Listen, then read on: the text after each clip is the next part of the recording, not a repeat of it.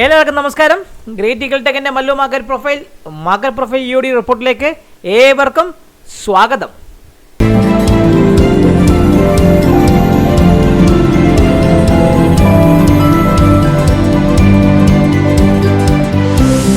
നാടിപൊളി മാർക്കറ്റായിരുന്നു. കൃത്യമായിട്ട് പറയുകയാണെങ്കിൽ HDFC ബാങ്കിൻ്റെ HDFC ബാങ്കിൽ നിന്ന് കയറി ADR ഇന്നലെ ഉഗ്ര ഒരു കയറ്റം കയറി. ആ കയറ്റം നമ്മുടെ ബാങ്ക് നിഫ്റ്റി ഏകദേശം പറയുകയാണെങ്കിൽ സ്പോട്ട് 921 പോയിന്റ് പ്ലസിലും ഫ്യൂച്ചർ മാർക്കറ്റ് 723 പ്ലസിലായിരുന്നു ഏകദേശം ക്ലോസ് ചെയ്തത്. ഞാൻ പറഞ്ഞ 53,225 ഭാഗത്ത് തന്നെ പെർഫെക്റ്റ്ലി റെഫറൻസ് എടുത്ത് ബാങ്ക് നിഫ്റ്റി താഴേക്ക് വന്നു. 53,000 മുകളിൽ നമ്മൾ ക്ലോസും ചെയ്തു. കൃത്യമായിട്ട് പറയുകയാണെങ്കിൽ 53,000 മുകളിലുള്ള ഒരു സസ്റ്റൈനബിൾ ക്ലോസ് ആയിരുന്നു ബാങ്ക് നിഫ്റ്റി നിന്ന് തന്നത്. നിഫ്റ്റി ഇന്ന് നമ്മുടെ കൃത്യമായിട്ട് പറയുകയാണെങ്കിൽ 23,314 മുകളിൽ ഓപ്പൺ ചെയ്ത് 365 പോയി ഏകദേശം പറഞ്ഞാൽ 365 ഭാഗത്തിലാണ് അവൻ ക്ലോസ് ചെയ്തിരിക്കുന്നത്. നിഫ്റ്റി നമ്മുടെ ഗ്യാപ്പ് അപ്പ് ഓപ്പണിംഗ് വന്ന് സസ്റ്റൈൻ ചെയ്ത് നിന്നു ഏകദേശം ആ ഭാഗത്തിനെ ക്ലോസ് ചെയ്തിരിക്കുന്നത്. അപ്പോൾ എല്ലാവർക്കും കിടില ഒരു ദിവസമായതെന്ന് പ്രതീക്ഷിക്കുന്നു. നമ്മൾ ക്യാരി ചെയ്ത് നിഫ്റ്റിയുടെ പൊസിഷൻസ് കൊടുക്കാൻ പറ്റി. ബാങ്ക് നിഫ്റ്റി പൊസിഷൻ വാങ്ങിച്ചിട്ട് ചെറിയൊരു സ്കാൽപ്പ് ചെയ്തു. അതിനുശേഷം മാർക്കറ്റ് മൂവ് ചെയ്തില്ല. വളരെയധികം ഇറിറ്റേറ്റിംഗ് മാർക്കറ്റായിരുന്നു മാർക്കറ്റിലുണ്ടായത്. അതുകൊണ്ട് ഒരു ട്രേഡ് സക്സസ്ഫുൾ ആയി കിട്ടിയില്ല. മോർണിംഗ് കിട്ടിയ ട്രേഡ് കൊണ്ട് അഡ്ജസ്റ്റ് ചെയ്ത് പിടിച്ച് നിൽക്കേണ്ട അവസ്ഥ വന്നു. കാരണം മാർക്കറ്റ് ഇപ്പം ഗ്യാപ്പ് അപ്പ് ഓപ്പണിംഗ് പിന്നെ മൂവ്മെൻറ്റ് ഇല്ല, താഴേക്ക് വരുന്നു. പിന്നെ ആ രീതിയിലൊരു മൂവ്മെൻറ്റാണ് മാർക്കറ്റ് തരുന്നത്. സോ എല്ലാവർക്കും ഒരിക്കൽ കൂടി നന്ദി പറഞ്ഞുകൊണ്ട് നമുക്ക് വീഡിയോയിലേക്ക് കിടക്കാമോ? അപ്പം നമ്മുടെ ഇന്നത്തെ ഇത് പ്രകാരം ലാർജർ IB ആയിരുന്നു നിഫ്റ്റിയും ബാങ്ക് നിഫ്റ്റി. കൃത്യമായിട്ട് പറയുകയാണെങ്കിൽ ലാർജ് IB ആയിരുന്നു ബാങ്ക് നിഫ്റ്റി. സൈഡ് എക്സ്റ്റൻഷൻ തന്നിട്ട് താഴേക്ക് നിങ്ങൾ നോക്കിയാൽ തന്നെ അറിയാം 52,550 ലോ വന്ന് 88 വന്നതിന് ശേഷം അവിടെ നിന്ന് ഒരു കയറ്റം കയറി ഓപ്പൺ ചെയ്ത് ഇറങ്ങി താഴേക്ക് വന്നു. എന്നിട്ട് പോയി ഏകദേശം പറഞ്ഞാൽ 53,249 വരെ പോയി. അവ ഏകദേശം പറയുകയാണെങ്കിൽ ഒരു ബാലൻസിങ് നോക്കുക. ആ ഒരു സി പീരീഡിന് ശേഷം കൃത്യമായിട്ട് പറയുകയാണെങ്കിൽ 53,190ക്കും 53,000നും ഇടയ്ക്ക് ഒരു 200 പോയിന്റ് കിടന്ന് കളിച്ച് കൃത്യമായിട്ട് പറയുകയാണെങ്കിൽ 53,085 അവൻ ക്ലോസ് ചെയ്തു. കൃത്യമായിട്ട് പറയുകയാണെങ്കിൽ ബെൽ ഷേപ്പ്ഡ് മൂവാണ്. ഇനി നമുക്ക് കൃത്യമായി ഓർക്കുകയാണെങ്കിൽ ഇന്നത്തെ വാല്യൂ ഏരിയ ഹൈയുടെ മുകളിൽ മാത്രമേ ഒരു ബൈ ഞാൻ കാണുന്നുള്ളൂ. കൃത്യമായിട്ട് പറയുകയാണെങ്കിൽ 53,190 മുകളിൽ നിൽക്കുകയാണെങ്കിൽ മാർക്കറ്റ് കയറുവാനുള്ള ചാൻസ് ഉണ്ട്. 190 മുകളിൽ നിൽക്കുകയാണെങ്കിൽ 53,356 അതിന് മുകളിൽ നിൽക്കുകയാണെങ്കിൽ 53,442 അതിന് മുകളിൽ 53,538 ലെവൽ വരാനും ചാൻസ് കൂടുതലാണ് ബാങ്ക് നിഫ്റ്റിയെ സംബന്ധിച്ച്.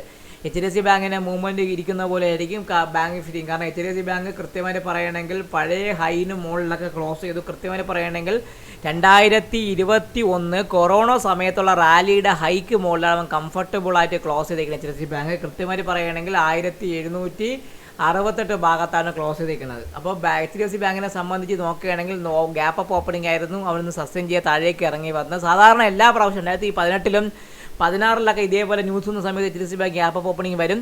എന്നതിന് ശേഷം അത് ആ ഒരു സസ്റ്റെയിൻ ചെയ്താൽ താഴേക്ക് വന്ന് ആ ലെവലിലാണ് ക്ലോസ് ചെയ്തത്. ഇന്നത്തെ POC HDFC ബാങ്കിൻ്റെത് 1776 അപ്പം 1776 മുകളിൽ നിൽക്കുകയാണെങ്കിൽ ഇനിയും മുകളിലോട്ട് കയറിപ്പോകാനുള്ള ചാൻസ് HDFC ബാങ്ക് കൂടുതലാണ്. അങ്ങനെയാണെങ്കിൽ നമ്മളെ ബാങ്ക് നിഫ്റ്റിയും കയറിപ്പോവും.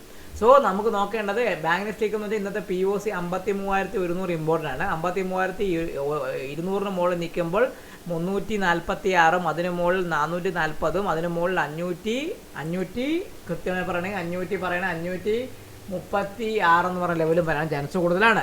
ഇനി താഴോട്ടാണെങ്കിൽ 53,000 താഴെ വരികയാണെങ്കിൽ 52,834 അതിന് താഴെ 52,710 അതിന് താഴെ 52,550 അതിന് താഴെ ഇന്നലത്തെ POC ആയ 52,380 എടുക്കാനുള്ള ചാൻസ് കൂടുതലാണ്. അപ്പം നമുക്ക് ഈ ലെവൽ ബാങ്ക് നിഫ്റ്റിയിലേക്ക് മാർക്ക് ചെയ്ത് വെച്ചാൽ നമുക്ക് കൃത്യമായി ട്രേഡ് ചെയ്യാൻ ഉപയോഗിക്കാം.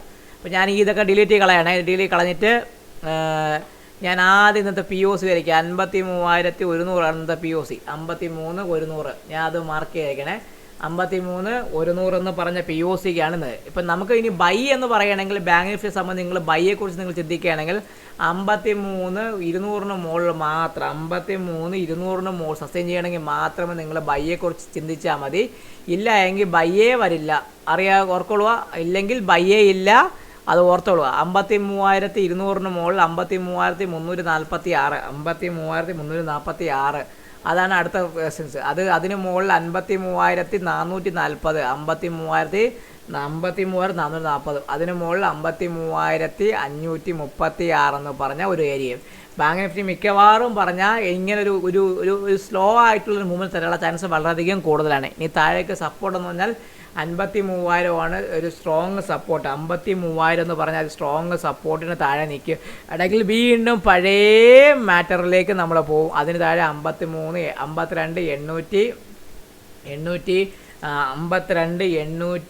835, അതിന് താഴെ 52,710, അതിന് താഴെ 52, 580,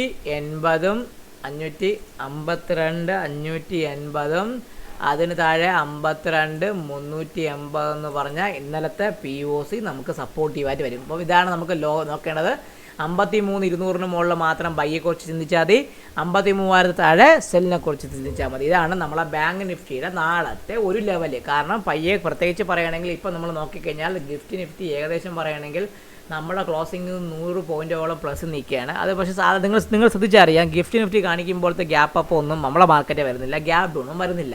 സോ നമ്മുടെ മാർക്കറ്റ് എങ്ങനെ പോകുമോ അതനുസരിച്ച് നമ്മൾ ട്രേഡ് ചെയ്യുക. അല്ലാതെ നിഫ്റ്റി അങ്ങോട്ട് പോകും നിങ്ങളുടെ നോക്കിയാൽ നമുക്കൊരു പ്രയോജനമില്ല. പിന്നെ നമ്മൾ ചെയ്ത് കാര്യമുണ്ടോ, അപ്പോൾ വിട്ടേക്കുക.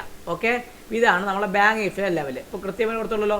ഇനി നമുക്ക് നിഫ്റ്റിയുടെ ലെവൽ നോക്കുകയാണെങ്കിൽ നിഫ്റ്റി കൃത്യമായിട്ട് പറയുകയാണെങ്കിൽ നിഫ്റ്റി ഇന്നത്തെ ഓപ്പൺ ചെയ്ത് ഗ്യാപ്പ് വന്നതിന് ശേഷം കൃത്യമായിട്ട് പറയുകയാണെങ്കിൽ ആദ്യത്തെ 1 മണിക്കൂറിന് ഹൈഡ് ആൻഡ് ലോയുടെ ഇടയത്തിനെ കടന്ന് കളിച്ചിട്ടുണ്ട്. നിഫ്റ്റിയുടെ POC 24,335. കൃത്യമായിട്ട് പറയുകയാണെങ്കിൽ 335 മുകളിൽ നിൽക്കുന്നിടത്തോളം കാലം നിഫ്റ്റി സംബന്ധിച്ച് 431, 433, 433 മുകളിൽ നിൽക്കുമ്പോൾ 485, 485 മുകളിൽ നിൽക്കുമ്പോൾ 591 വരെയുള്ള ചാൻസ് കൂടുതലാണ്. ഇനി താഴോട്ടാണെങ്കിൽ കൃത്യമായിട്ട് പറയുകയാണെങ്കിൽ 24,280 താഴെ നിൽക്കുകയാണെങ്കിൽ മാത്രം തിരിച്ച് 24,195 എന്ന് പറഞ്ഞ ഈ POCയും ആ POCക്ക് താഴെ 24,150, 150 താഴെ 24,100 എന്ന് പറഞ്ഞ ലെവലും വരാനുള്ള ചാൻസ് കൂടുതലാണ്. അപ്പോൾ നമുക്ക് നിഫ്റ്റിയുടെ ലെവൽ കൊണ്ട് നമുക്ക് മാർക്ക് ചെയ്ത് വെക്കാം. അപ്പോൾ നമ്മൾ ഈ ബാങ്ക് നിഫ്റ്റി നമ്മൾ മാർക്ക് ചെയ്ത് വെച്ചു, നിഫ്റ്റിയുടെ ലെവൽ നമ്മൾ മാർക്ക് ചെയ്ത് വെച്ചാൽ നമുക്ക് കുറച്ചും കൂടെ ഈസി ആയിട്ട് ഐഡൻറ്റിഫൈ ചെയ്യാം. ട്രേഡ് ചെയ്യാൻ വേണ്ടി നമ്മൾ ജീവിക്കണം, അപ്പോൾ ട്രേഡ് ചെയ്യുക. അപ്പം ഇന്നത്തെ POC 24,334 ആണ്. 24,334 നമ്മളെ POC. ആ POCക്ക് മുകളിൽ നിൽക്കുന്നിടത്തോളം കാലം നമുക്ക് എവിടം വരെ പോവാം? നമുക്ക് മാർക്കറ്റ് 24,431, 24,431 ആ ലെവല്. ആ 431 മുകളിൽ അടുത്തതാണ് 485, 24,485. ഈ 485 മുകളിൽ 24,590 എന്ന് പറഞ്ഞ ലെവൽ, 24,590 എന്ന് പറഞ്ഞ ലെവൽ, 590.